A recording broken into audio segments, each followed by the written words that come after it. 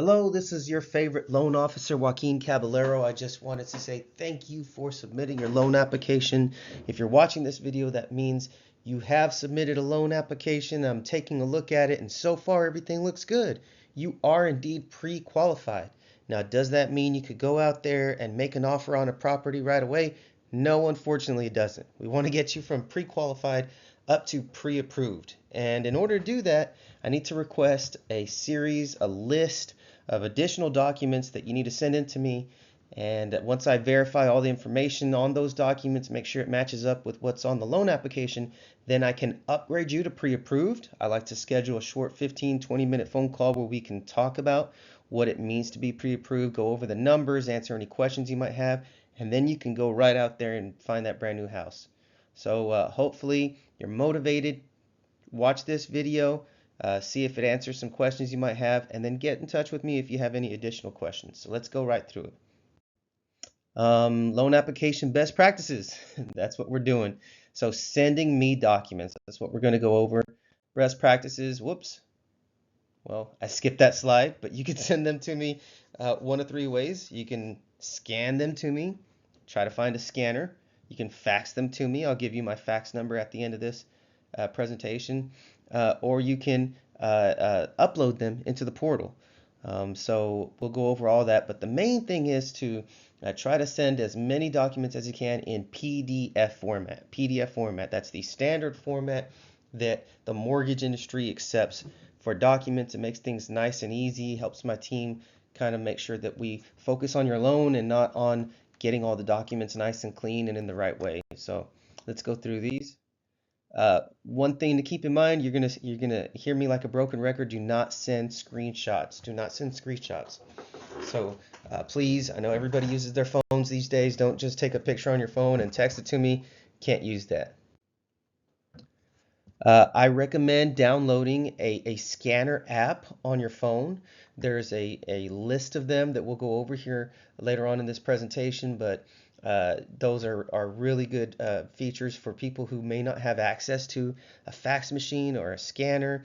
Maybe they don't use their computer a whole lot, so they don't have, emails or files saved on the computer. They just have everything in paper format at the house. No big deal. Understand everybody's different. Some people are real busy at work, so download a scanner application on your phone, and we'll go through that in a second. Okay, so what are some scanner applications? So a few different ones. The most popular one is Cam Scanner. Cam Scanner, and this one should be free. Sometimes it's a $2 fee for it, whatever. It's not expensive, but this one will allow you to take pictures of whatever documents I'm asking you to send me, and it will convert those pictures into nice, clear PDF pages. Same thing with Adobe Scan, Microsoft Office Lens, and Tiny Scanner. Any of those will work. Just go to the Play Store or the iTunes App Store, whatever, to download any of these four apps. Some do's and don'ts. So these are just general do's and don'ts. They don't pertain specifically to scanner apps, but just in general. Try to send all of your documents to me in one or two batches.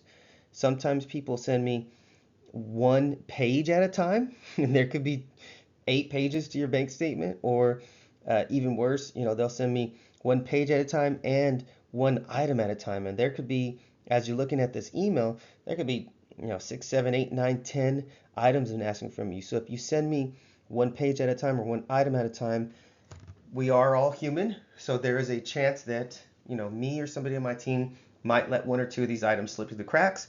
We have to re-request it from you, and then you might get frustrated and think, oh, I already sent it to him. So please try to send me as much as you can in one email. Don't send duplicate documents. It's easy to get mixed up and send me the same bank statement 3 times and say, I sent you the last 2 months. Well, no, you didn't. You sent me only 1 month 3 different times. So try to pay attention to that. Make sure to capture every single page of each document. So there are some times when we look at documents and they might have multiple pages, 5, 6, 7 pages. There might be 1 or 2 of those pages that are kind of irrelevant or blank, or maybe you feel like it's not important. Even if you feel like it's not important, if it says page 1 of 7, page 1 of 10, we need every single page. So please make sure to send every single page. Do not send screenshots of your documents. I think that's the second time I said that. There's probably 2 or 3 more times I will send that. Again, this is kind of a recap of that slide I skipped over earlier. Email, fax, scan, upload, those are the main ways to send me things. Here's my contact information. You can pause the video right here or just jot it down, jcaballero@umortgage.com. Fax number right here, 972-637-9620. Types of documents we're going to ask for. There's going to be two main types that we're going to go over. That doesn't mean I won't ask you for additional documents if your specific scenario requires it. But the two main types are going to be your asset documents and your income documents. Let's go over each one. Asset documents. The two main sources of asset documents are going to be bank statements and 401k statements. Now, you might have a different type of asset, and I'm asking you for a different type of statement for that. So most people, these are going to be the main two. Bank statements. So usually you can just download your bank statement from your bank website. Please, again, don't go into your bank app on your phone and send me a screenshot. Everybody uses apps for their banking, and that's fine, but it's very hard to just get your statement from there. If you can, go ahead, but you usually have to log into the website. Make sure that the statement is your regular statement that has all the pages. Sometimes you have to get what's called transaction history. And transaction history is basically a temporary statement. Let's say you have more money in the bank today than what you had at the end of your last statement. Well, you got to show me that you have that money. We can't just take your word for it. So if you have 10,000 today and your last statement ended, you had 2,000, we want to see something that shows the 10,000. So you have to log in and you have to generate your transaction history. And in a separate video and a separate conversation, I'll show you how to generate that transaction history. But the main thing is that it has these 4 elements: your account URL, the website URL or website link, however you want to call it, a rolling balance next to each line item, each transaction, and there can't be any gaps in the dates. In other words, if the transaction history is for today, it has to go all the way back to when the last statement ended. It can't go all the way back to, the first of the month and the last statement ended on the 15th. No, it's got to go to the very end of the last statement. When requesting your transaction history from your bank, let's say you go in person, make sure to ask the teller for the history from the current date to the last day of the most recent statement, and make sure that they stamp each page. Each teller should have their own stamp. Make sure that they stamp it so we know it's authentic, it came from the teller. Please note, we do not accept Excel spreadsheets. So if you're trying to generate transaction history, a lot of times people are tempted to download all their transactions into an Excel spreadsheet. A lot of times your bank's website will have that feature on it. Can't accept it, unfortunately.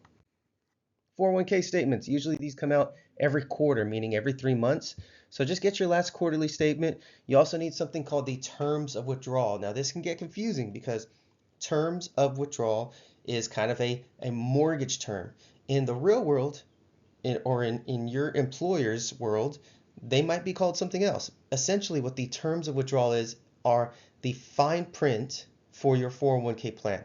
So whatever says, hey, this is when you can take out a withdrawal, this is how much we would withhold, this is what kind of penalty, this is all those, the legal mumbo jumbo. That's what we're looking for. Sometimes it's called a plan summary, sometimes it's called the plan details. Whatever you have to do to get the fine print of your specific 401k plan, we will definitely need that along with your quarterly statement.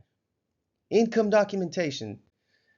Income docs generally are pay stubs, W-2 forms, or tax returns. Now, again, broken record here. Do not send screenshots. Can't accept it. Tax return documents. Now, send a copy of your actual paper document that you receive from your employer when it comes to your W-2s, okay? I know this says tax returns, but when it comes to your W-2s, send that W-2 copy that you receive in the mail. Please remember to include every single page of your 1040. A lot of times people send in that very first page.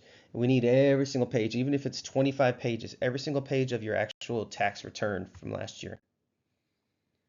If you're on a fixed income, that's perfectly fine. You won't have pay stubs. You won't have sometimes tax returns. So we'll ask you for what's called an award letter so that we can determine eligibility with the underwriter. So just look for your most recent Social Security Disability Award letter, VA Disability Award letter, whatever your retirement award letter, something that shows how much you're supposed to receive. Child support, same thing. We're going to request that you send us the child support court orders, whether it be in a divorce decree or just child support court orders on its own. If they've been amended or changed in any way, we're going to need that documentation as well from the court. Thank you very much. If you have any questions at all, don't hesitate to reach out to me. There is my contact information. I very much look forward to helping you, and I appreciate you taking the time to watch this video. Have a good one. Bye bye.